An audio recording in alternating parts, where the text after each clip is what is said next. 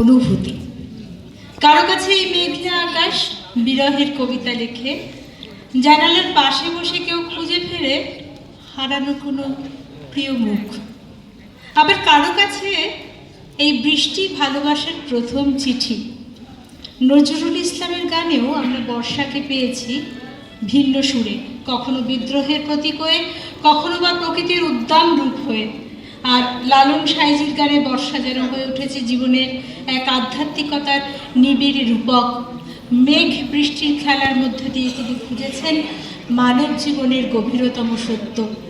সেই সত্য নিয়েই মঞ্চে হাজির এখন অমৃতায়ন ও বাণীবিতান সঙ্গীত সংস্থা, যার পরিচালনায় আছেন ইন্দ্রাণী বন্দ্যোপাধ্যায়। এবং যে সমস্ত শিল্পীরা আজকে সঙ্গীত পরিবেশন করবেন তারা হলেন প্রযুক্তা বিশ্বাস, ঋতমা নায়েক, সানন্দা বায়াল, দেবপ্রিয়া অধিকারী, সৌমিলি মোদক, সৌমক দাস, মৌপ্রিয়া সর্দার, বৃতি দাস, শুভশ্রী মণ্ডল, জয়শ্রী রায়। সঙ্গীত পরিবেশনে অমৃতায়ন ও বাণীবিতান সংস্থা, পরিচালনায় ইন্দ্রাণী বন্দ্যোপাধ্যায়। নমস্কার সকলকে। আমাদের প্রথম নিবেদন একটি দ্বিজেন্দ্র গীতি।